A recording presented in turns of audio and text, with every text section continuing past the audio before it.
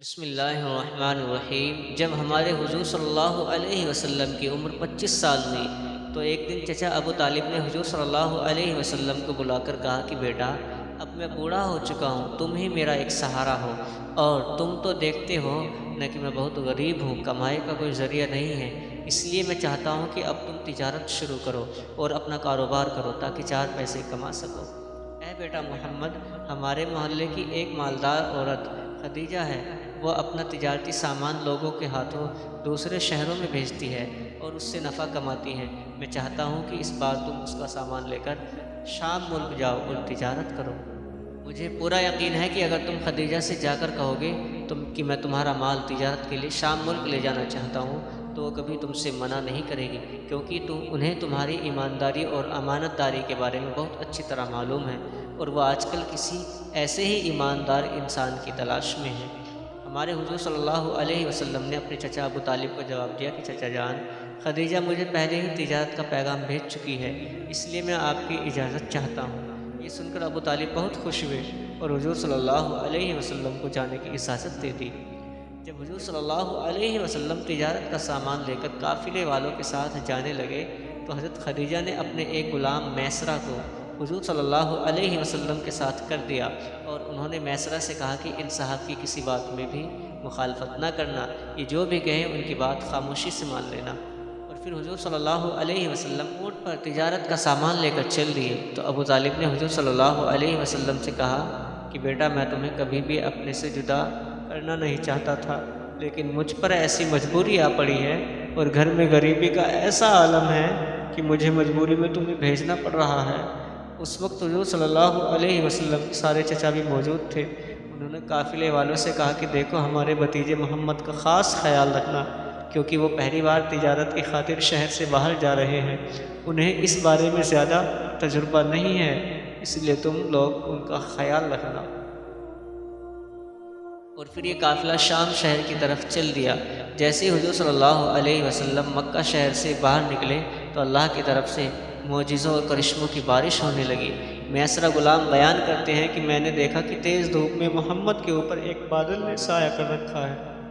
ہم سبھی کو دھوپ لگ رہی تھی، لیکن محمد صلی اللہ علیہ وسلم پر چھاؤں تھی، انہیں دھوپ کی سختی برداشت نہیں کرنی پڑ رہی تھی۔ جب حضور صلی اللہ علیہ وسلم بصرہ شہر پہنچے تو ایک پیڑ کے نیچے تھوڑی دیر آرام کے لیے بیٹھ گئے۔ وہ پیڑ نستورہ نام کے ایک عیسائی عالم کے گھر کے سامنے لگا ہوا تھا۔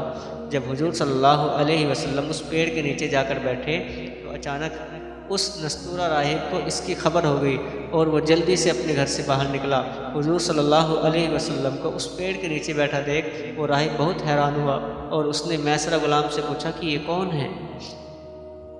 تو میسرہ غلام نے بتایا کہ قریش کے خاندان سے ہے اور مکہ کے رہنے والے ہیں۔ اس پر اس نستورہ راہب نے کہا کہ آج تک اس پیڑ کے نیچے نبی کے علاوہ کوئی بھی نہیں بیٹھ سکا، مجھے پورا یقین ہے کہ یہ انسان آگے چل کر کوئی بڑا آدمی بنے گا۔ اور پھر نستورہ راہب چلتا ہوا حضور صلی اللہ علیہ وسلم کے پاس پہنچا اور آپ کی آنکھوں میں دیکھتے ہوئے میسرہ غلام سے پوچھنے لگا کہ کیا اس انسان کی آنکھوں میں یہ لال ڈورے ہمیشہ پڑے رہتے ہیں یا کبھی کبھی؟ تو میسرہ غلام نے جواب دیا کہ ہاں، ان کی آنکھوں میں یہ لال ڈورے ہمیشہ پڑے رہتے ہیں۔ یہ سن کر وہ عیسائی عالم گھبرا کر کہنے لگا کہ ہاں، پھر تو یہ وہی ہے جن کا ہماری کتابوں میں ذکر آیا ہے، یہ وہی ہیں جن کے بارے میں ہمارے نبی عیسیٰ مسیح نے کہا تھا کہ میرے بعد ایک نبی آئے گا اور وہ آخری نبی ہوگا۔ نستورہ راہب حضور صلی اللہ علیہ وسلم کے پاس آیا اور آپ کے سر کو چوما اور پھر پیروں کو چوما اور کہنے لگا کہ اے محمد، آپ کے اندر وہ ساری نشانیاں موجود ہیں جو ہم نے اپنی کتابوں میں آخری نبی کی پڑھی تھی، بس ایک نشانی دیکھنی باقی رہ گئی ہے، اس لیے آپ اپنے کندھے سے چادر ہٹائیں۔ تو حضور صلی اللہ علیہ وسلم نے جیسے ہی کندھے سے چادر ہٹائی تو نبوت کی مہر چمک رہی تھی۔ یہ دیکھ وہ نستورہ راہب مہر نبوت کو چومنے لگا اور کہنے لگا کہ میں گواہی دیتا ہوں کہ اللہ کے سوا کوئی معبود نہیں اور آپ اللہ کے سچے رسول ہیں۔ اے کاش میں وہ زمانہ پا لیتا کہ جب آپ کو نبی بنایا جائے گا۔ اس واقعے کے بعد ہمارے حضور صلی اللہ علیہ وسلم بصرہ شہر کے بازار میں پہنچے اور اپنا سامان بیچ کر کچھ دوسرا سامان خریدا۔ اس دوران ایک عیسائی آدمی حضور صلی اللہ علیہ وسلم سے بحث کرنے لگا اور کہنے لگا کہ اگر آپ سچے ہو تو لات اور عزا بتوں کی قسم کھاؤ۔ تو حضور صلی اللہ علیہ وسلم نے فرمایا کہ میں ان بتوں کی قسم نہیں کھاتا، بلکہ میں اگر کبھی ان کے پاس سے گزرتا بھی ہوں تو اپنا چہرہ پھیر لیتا ہوں۔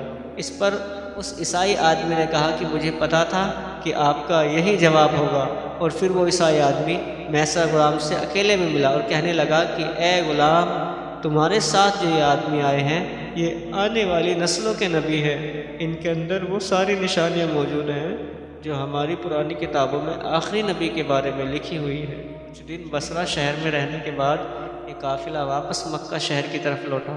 اس بار قافلے والوں کو اپنی تجارت میں بہت زیادہ نفع حاصل ہوا۔ راستے میں لوٹتے وقت ایک واقعہ اور پیش آیا کہ حضرت خدیجہ کے 2 اونٹ جو میسرہ غلام لے کر چل رہے تھے، وہ دونوں بہت کمزور اور بیمار پڑ گئے، جس کی وجہ سے وہ چل نہیں پا رہے تھے۔ اس لیے میسرہ غلام قافلے سے پیچھے رہ گئے اور حضور صلی اللہ علیہ وسلم کا اونٹ قافلے میں سب سے آگے چل رہا تھا۔ جب میسرہ غلام قافلے سے پیچھے ہونے لگے تو وہ اپنے بیمار اونٹ سے اترے اور دوڑتے ہوئے قافلے میں سب سے آگے حضور صلی اللہ علیہ وسلم کے پاس پہنچے اور حضور کو ساری باتیں بتائی۔ تو حضور صلی اللہ علیہ وسلم میسرہ غلام کے ساتھ ان 2 بیمار اونٹوں کے پاس پہنچے۔ حضور صلی اللہ علیہ وسلم نے ان اونٹوں کی گردنوں پر ہاتھ رکھ کر چپکے سے کچھ پڑھا تو اچانک ان دونوں اونٹوں میں عجیب سی طاقت آ گئی اور وہ بہت تیز چلنے لگے۔ یہ دیکھ قافلے والے بھی بہت حیران ہوئے۔ لوٹتے وقت میسرہ غلام نے ایک عجیب و غریب چیز دیکھی کہ جب بھی دھوپ کا وقت ہوتا تو حضور پر 2 فرشتے آ کر چھاؤں کر لیتے اور انہیں دھوپ نہ لگتی۔ ان فرشتوں کو میسرہ غلام نے خود اپنی آنکھوں سے دیکھا تھا اور کچھ قافلے والوں نے بھی ان فرشتوں کو دیکھا تھا۔ میسرہ غلام نے آ کر حضور صلی اللہ علیہ وسلم سے کہا کہ اے محمد، میں پچھلے 30 سالوں سے خدیجہ کے لیے تجارت کر رہا ہوں، لیکن آج تک مجھے کبھی اتنا زیادہ نفع نہیں ہوا جتنا کہ اس بار ہوا ہے۔ آخر یہ قافلہ مکہ پہنچا۔ ہمارے حضور صلی اللہ علیہ وسلم دوپہر کے وقت مکہ میں داخل ہوئے۔ اس وقت حضرت خدیجہ اپنے گھر کی چھت پر کچھ کام کر رہی تھی کہ تبھی انہوں نے آسمان میں 2 فرشتوں کو دیکھا کہ جو کسی انسان پر سایہ کیے ہوئے تھے۔ یہ دیکھ حضرت خدیجہ بہت حیران ہوئی۔ جب وہ انسان قریب پہنچا تو حضرت خدیجہ نے دیکھا کہ وہ کوئی اور نہیں بلکہ حضور صلی اللہ علیہ وسلم تھے۔ یہ دیکھ حضرت خدیجہ بہت حیران ہوئی۔ اور پھر شام کو میسرہ غلام نے حضرت خدیجہ کو حضور صلی اللہ علیہ وسلم کے معجزوں کے بارے میں اور اس نستورہ راہب کے بارے میں سب کچھ بتایا، اور پھر فرمایا کہ اے ہماری سیدہ، آج تک کبھی مجھے تجارت میں اتنا زیادہ نفع نہیں ہوا کہ جتنا اس بار ہوا ہے۔ میسرہ غلام حضرت خدیجہ کے سامنے حضور صلی اللہ علیہ وسلم کی تعریفیں مسلسل کرتا جا رہا تھا۔